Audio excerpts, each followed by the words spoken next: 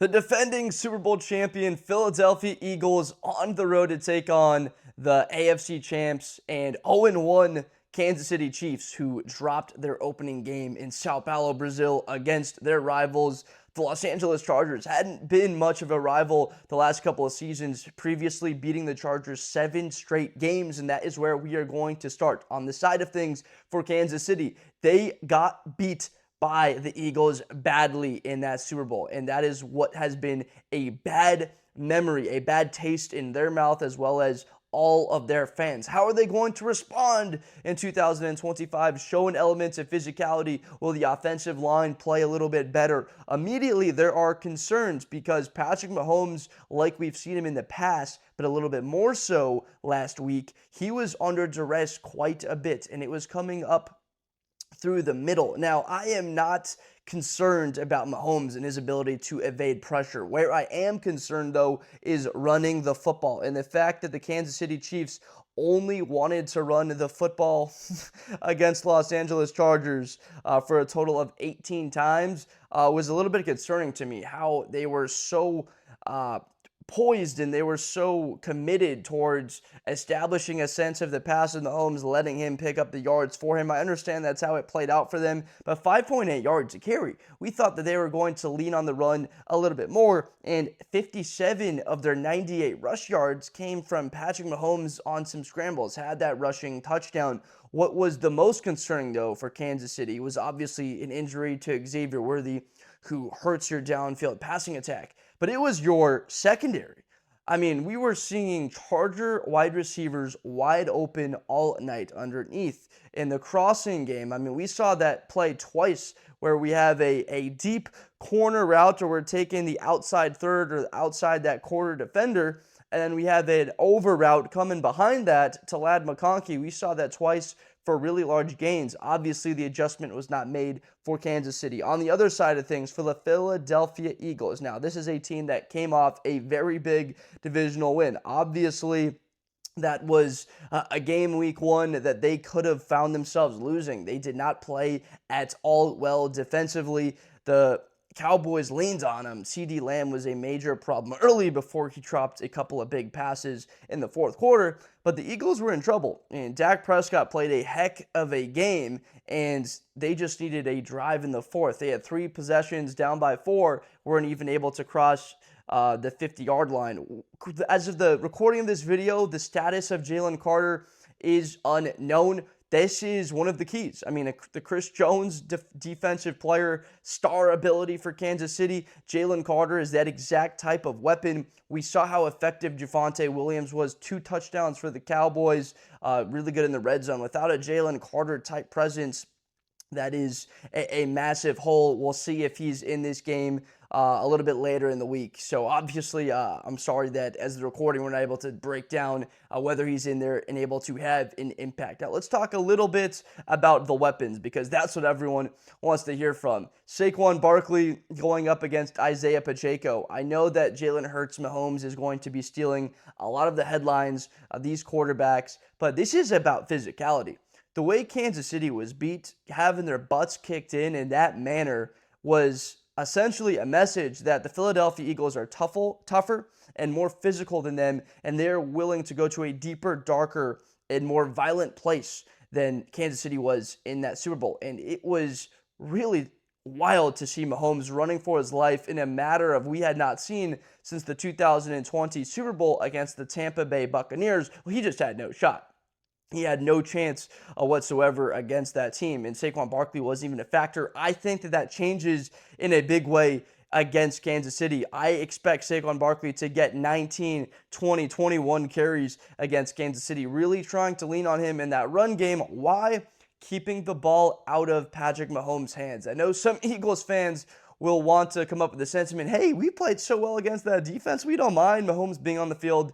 Let's be honest. The guy is a multiple-time MVP, a Super Bowl champion 3 times. You'll want the ball out of his hands any chance you can get, keeping Jalen Hurts, Saquon Barkley on the field. Speaking of that offense, A.J. Brown, 1 catch, I believe 1 target for 8 yards. That's just not enough.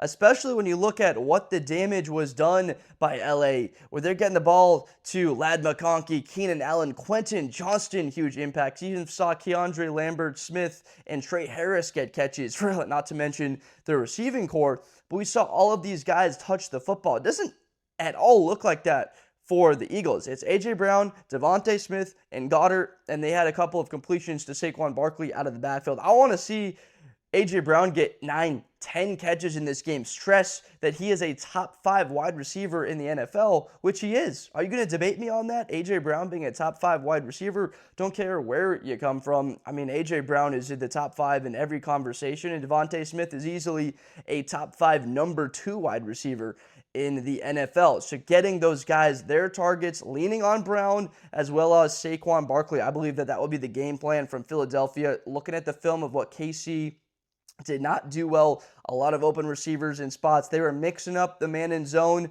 Herbert actually missed McConkey over the middle in the red zone. The play before he hit Johnson in the end zone for a touchdown there in the second half, McConkey was wide open. There was a bit of a crossing route mesh play where McConkey came across from the left side, and it was a wide open McConkey over the middle. I could have continued the route to the right side, and the ball just wasn't thrown his way. It was over to the other side of the field. But that could have been 6 points easily for the Chargers.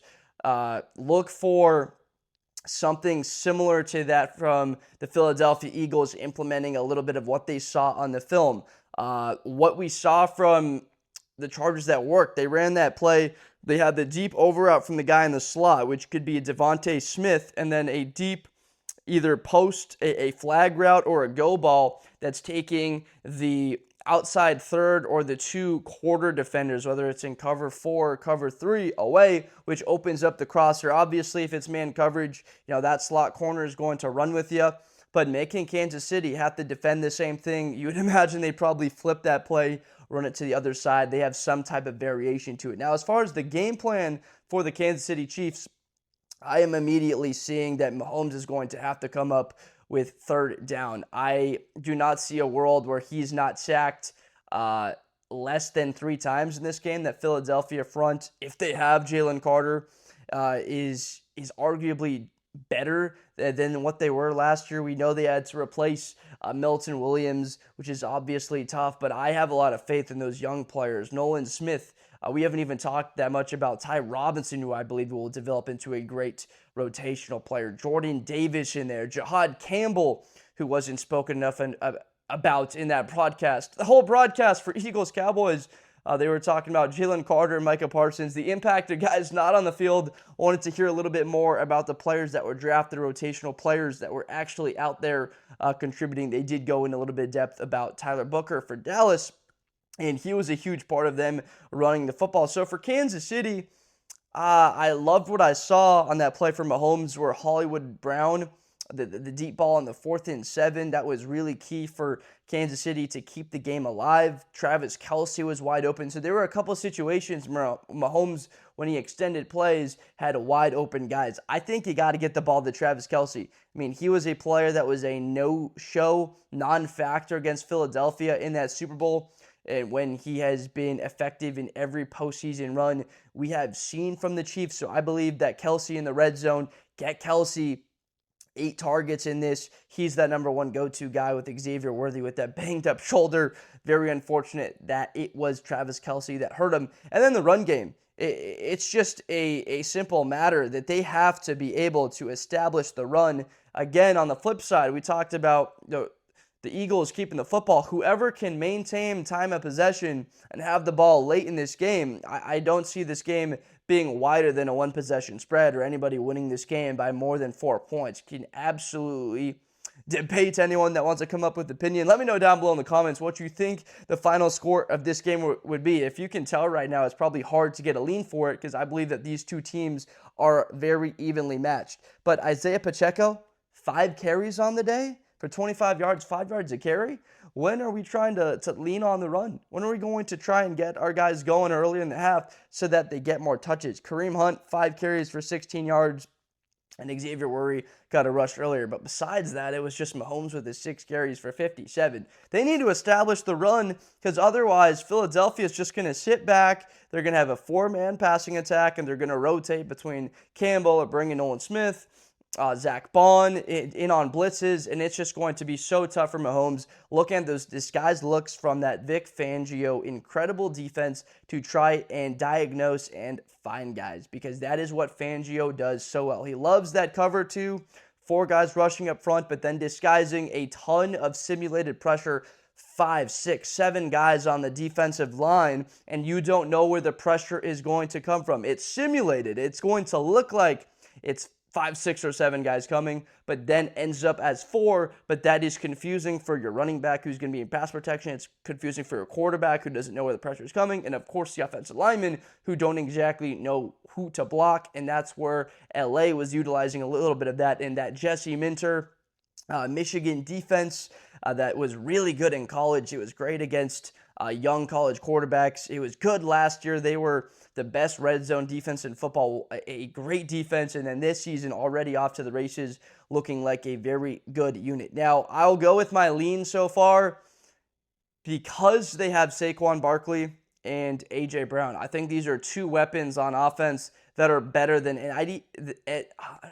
obviously, Travis Kelce is a Hall of Famer, but at this point, I think you'd rather have an A.J. Brown than a Travis Kelce or a Saquon Barkley or a player like Pacheco or Kelce. So those 2 guys have a very distinct advantage for the Philadelphia offense. Now, Hurts' ability as a passer compared to Mahomes, that's an advantage. But you factor in the 3rd weapon of these offenses, you want to go through the 2 deep and go through that, I'm absolutely going to bring up Devontae Smith. The array of weapons that Jalen Hurts has at his disposal, I believe, will have the type of impact that has the Eagles with a favor in this game. Where I believe that they can come out with a win by a score of 24-21 in this one, being able to pick up 3rd downs. We saw Kansas City 5 of 14 in week 1 on 3rd down, 3 of 3 on 4th down, but that's not at all where you want to live. You want to be picking it up, be in 3rd and short. Whereas we saw the Chiefs a lot of the night, 3rd and 7, 3rd and 8, 3rd and 9, and Mahomes has to come up with a scramble. Mahomes has to come up with a 1st down completion, move the sticks in a lot of high pressure spots. So that's what I'm coming up with so far. 24-21, the Eagles get the win on the road. And what does that mean? The Kansas City Chiefs fall to 0-2 on the season. Now, in that scenario, there's going to be a lot of negativity.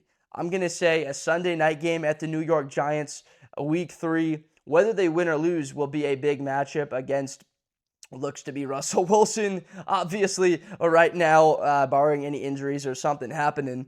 But after that, you got the Baltimore Ravens. It's not like the schedule is giving you any favors. You got to face a elite Chargers defense, the Eagles front that killed you in the Super Bowl, that Giants front of Thibodeau, Lawrence, Brian Burns, Abdul Carter, and then the Ravens, who are picking up great players in the draft, and they have that dominant defense.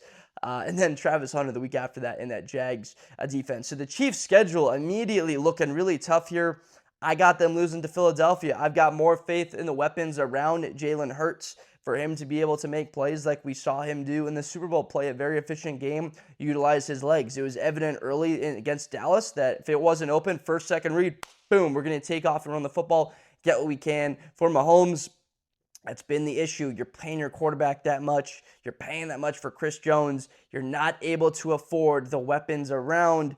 Right, you lost your Tyreek Hill. You lost your L'Jarius Sneed in the secondary. There's guys you're just not able to retain. Joe Thuney at left guard. That's a huge loss, especially if Jalen Carter's on the field. Not having a guy like Joe Thuney this time around. I just don't like the matchup once again for the Chiefs. And 0-2.